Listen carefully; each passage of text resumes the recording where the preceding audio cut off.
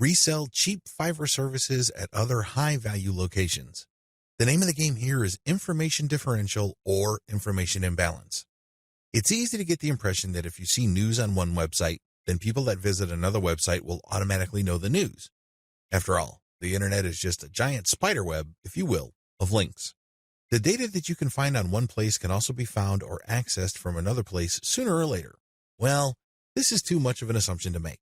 It turns out that in certain situations and regarding certain types of data actually travels slowly. This is a money-making opportunity for you.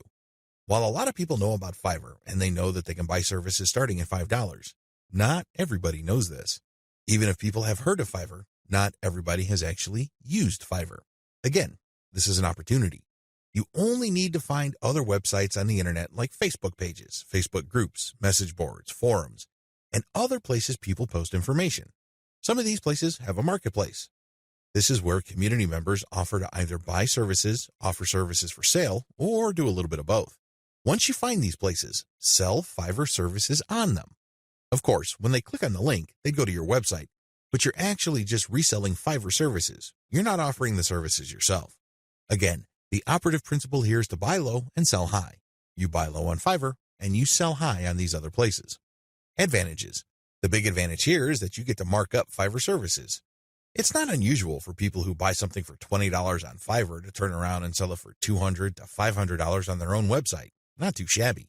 Another big advantage is that you get to offer the best service provider. You have to remember that there are a lot of service providers on Fiverr.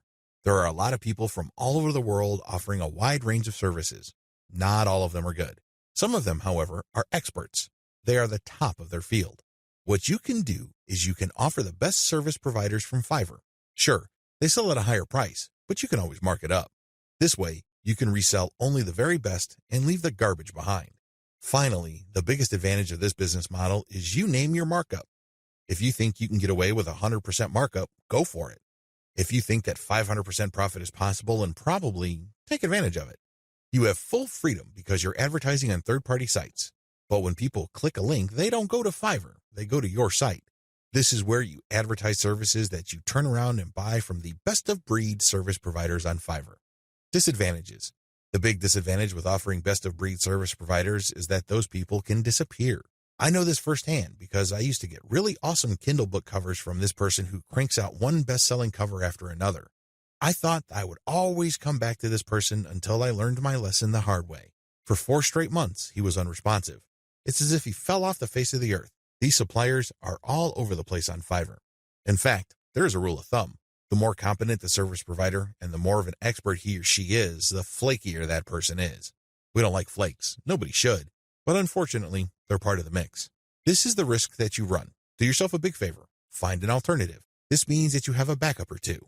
For example, you're offering graphic services and you normally turn around and buy Michelangelo's services. If for whatever reason he flakes out, you can always tap Raphael or Leonardo so you can cover your assets. Another key disadvantage is that the quality might be spotty from time to time. If this happens, your reputation may suffer. Remember, you're charging a fat premium for this service. You are riding on somebody else's expertise.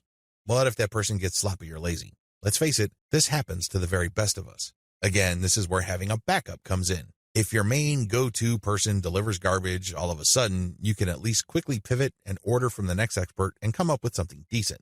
Another drawback to this business model is that many markets are increasingly sophisticated.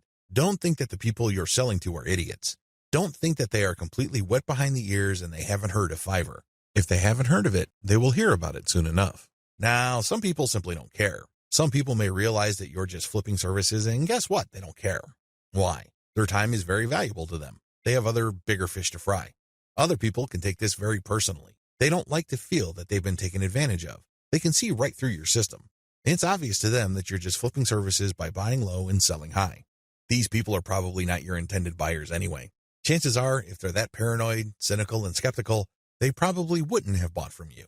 If they did, they probably would have turned around and asked for a refund. It's a good idea to be discreet. Don't be obvious about it. However, at the end of the day, haters are going to hate. That's just part of the game. Another drawback is people often will only pay you a very fat premium. I'm talking about over 200% or 300% if you have a solid brand. This means that you have a long list of people who are happy with your reselling activities. These are people who really get a lot of value from what you're doing. That is hard enough because you're going to have to perform really well for an extended period of time. You also have to have a solid reseller site. You can't just go to Blogspot, Weebly, or Wix and scrape together a very basic site. People are going to equate the low quality of your site with the quality of the services you are reselling. This means that you're going to have to step up the amount of money you pay upfront for this business. You have to pay solid money to a developer and designer on Fiverr to create an authoritative and expert-looking reseller website. Finally, you have to get traffic to your reseller website. This means that you have to go to forums, message boards, Facebook groups, and pages that already actively resell the Fiverr services you are reselling. Go there. Get people excited. Post your offer, and when they click, they'd go to your reseller website. Step-by-step directions. Step number 1, find places to resell on. This is very important. Make sure to create a list of all sorts of places where people are selling services. Again, this may be Facebook groups, pages, message boards, or forums. Once you have found these places and looked at the services, pay close attention to the prices being charged. If you notice that a certain type of service tends to fetch a fairly high price across many different sellers and across many different times, chances are good that people who visit this place pay a premium for those who offer that type of service. Step number 2, find providers of your target service on Fiverr and hold an audition. By hold an audition, I'm not talking about getting people to try out for free. I'm talking about paying for these wide range of people's services. Again, this is going to drive up your cost, but you need to pay this money so you can see who actually walks their talk. You're going to have to pay to figure out who's the real deal. Again, you're trying to offer best-of-breed service providers. You're not just reselling some random rookie's output. Step number 3, build your reseller website. As I've mentioned before, you're going to have to spend real money to put together a high-quality reseller site. From the outside looking in, it shouldn't be apparent that you're just turning around and reselling Fiverr services. From the perspective of outsiders who know nothing about you and your service, you should look like an established, credible, authoritative, and trustworthy business. Step number 4, present case studies. People are not going to buy from you if you just tell them that you're the best thing since sliced bread. Things don't work that way. People are going to say, show me. The best way to do this is through case studies. This means that you're going to hire many different service providers on Fiverr and then give them the same project. You then take the results of the project and pick out the very best provider. You can use those results as your case studies. This way, you showcase to people that you can actually get the job done. Also, you may want to offer your resold services for absolutely free in exchange for a testimonial. Personally, I prefer video testimonials. Run the service for free for clients so you end up paying for this service to the provider on Fiverr and then showcase the positive results. Obviously, leave out any failed results.